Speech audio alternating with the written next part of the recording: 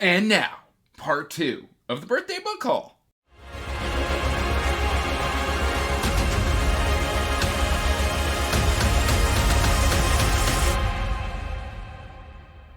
Hey everyone, welcome back to Andrew's Wizardly Reads, and as always guys, I'm Andrew, and today I've got part 2 of my birthday book haul for you. But before we get to that, make sure you're liking and subscribing, hitting that bell notification so you can get regular updates for when I put out new content. I post every Monday, Wednesday, and Friday. Also, make sure you're checking the description box down below for the link to the Wizardly Duo Discord, as well as links to all my social media, including information about my Patreon. And that said guys, this is, I got through most of the book haul last time. So this is going to be a much shorter video. This is just everything that I purchased myself prior to, the birthday kind of frenzy, I guess, kicking in. This is mainly just wrapping up some series. This is a couple special editions. And some series that I've had my eye on for a long, long time. And lately, I've been hearing some buzz about Janie Wirtz. And I've been picking up Janie Wirtz kind of just sporadically, and I forget which one's which. I think this is what's this series called? Is this the Alliance of Light? No, this is Wars of Light and Shadow, and this is Volume 3, and this is Volume 2. So I was gonna give them to you out of order. So Ships of Merrier, and I think that Janie Wirtz is still doing her own cover art here. This is her giant epic fantasy series. I wanted to pick up the first 3. In the instance that I absolutely fall in love. This is kind of the UK paperbacks, and these are weird because if you hold them up to a mass market paperback, they're just like a hair bigger, and so it's kind of odd. But this is Ships of Merrier. I hauled Curse of the Mist Wraith, I think last month is when I hauled that one. I blamed it on Bryce from Shelf Centered, but I really, really like this edition. It's kind of nice and readable. The font could be a little less inky. It looks like the rollers that are printing this out, it's all bold, and I don't know if I'm quite a fan of that, but I still like this edition. So hopefully I end up liking this series so I can get, because I think there's another 7 that I don't have. And then I got the War Host of Vastmark, and this one's much shorter, which makes me happy. But yeah, I like these UK kind of... I'm starting to realize that I like UK printings a lot more than the American printings.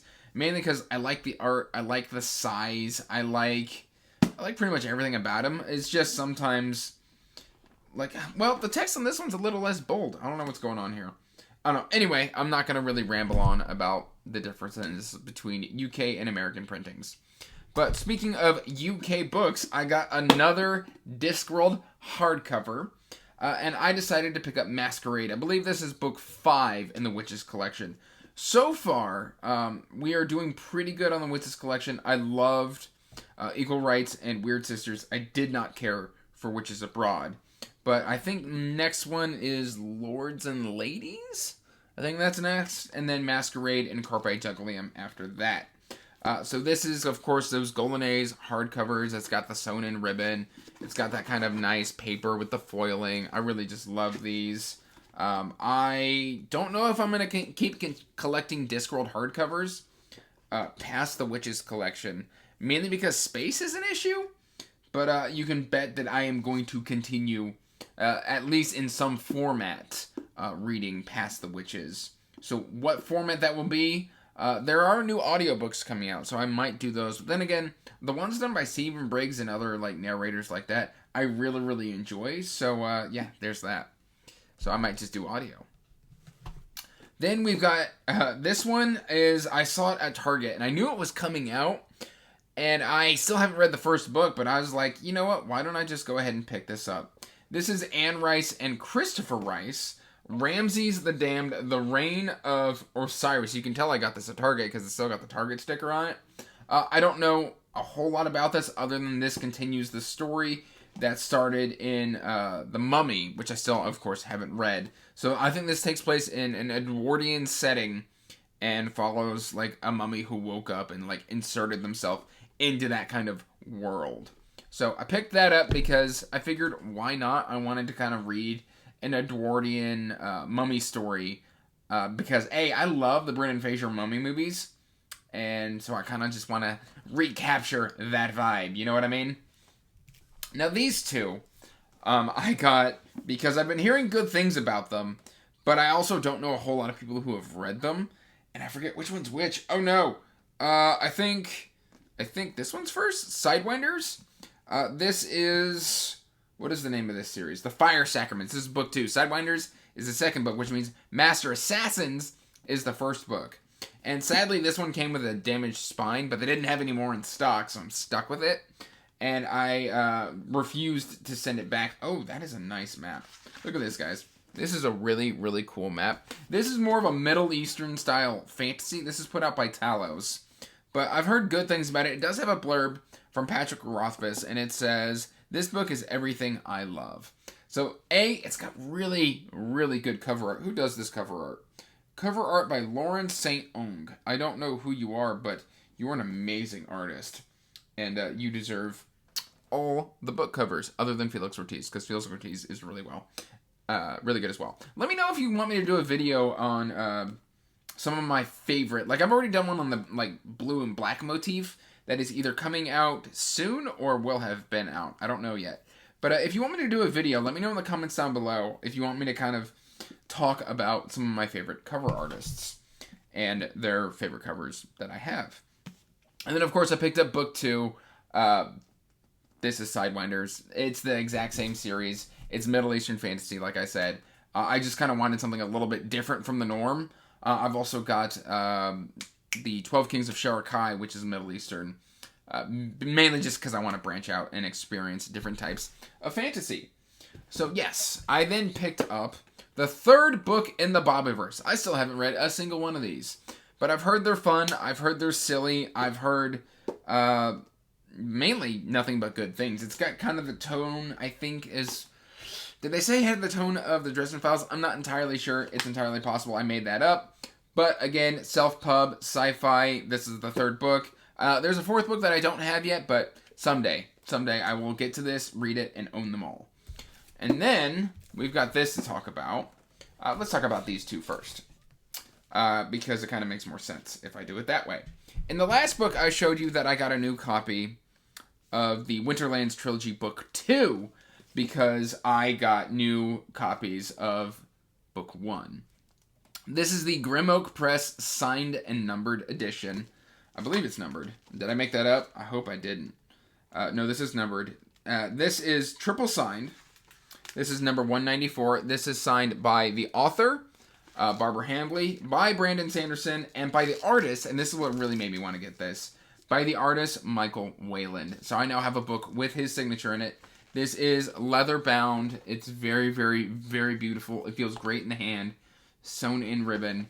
I got this one from my dad for my birthday, and so I decided to pass along my mass market paperbacks of these and really upgrade the ones that I had. I know Brandon Sanderson loves this series, and so I'm just so excited to get into it. And this just feels so beautiful and so awesome. I am going to Mylar wrap it, but I'm currently running low on my Mylar wrappings. So, one that I did Mylar wrap is Daughter of the Empire by Remedy Feist and Janie Wirtz. This one is also signed by Wirtz and Feist and is numbered 477. And I don't know what the run is, but again, this is another leather bound. This has kind of got a green leather, very beautiful. I meant to start this series this month, and then last month, and then my TBR got out of control. And then I also started mood reading a little bit more. So I have finished the Rift War Saga. This is the beginning of the Emperor trilogy. I really want to get into this, mainly because I've got the whole thing now. And yeah, those will be coming up later in the haul. But those Grim Oaks are just so good. I like Grim Oak. Sometimes their pricing is just, they price themselves right out of my price range, which is what's happened with their new Dragonbone chair. It's stunning.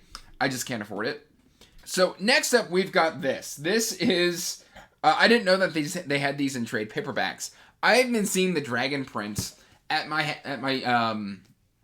local half price books for months, and they're always trashed. And then I found out that the Dragon print, number 1,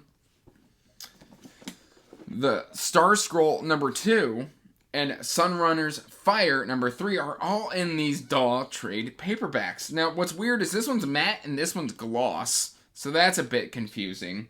But other than that, like, I've heard that this is just great mid-90s classic fantasy, and I'm here for it. I don't know a whole lot about it. I do know that I just wanted to get them so that when the mood finally struck me, I could read them.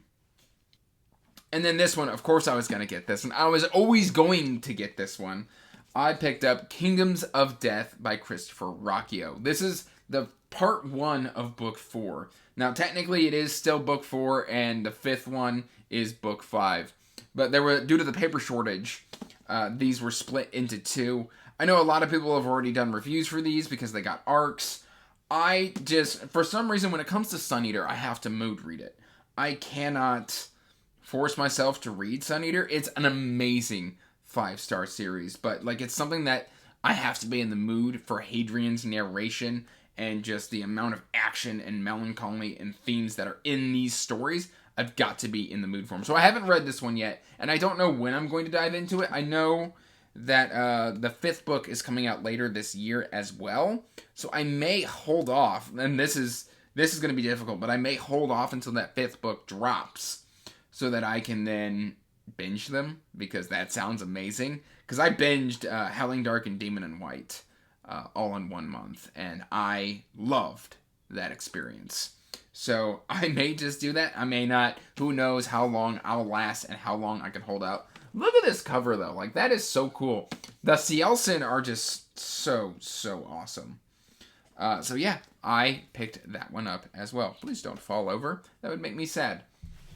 And then the last 2 books that I have here for you is more Feist and words. Now, what was initially very intimidating is these books are huge. Like, here's my hand for just scale. Like, these are, in fact, if that doesn't convince you, here's Magician.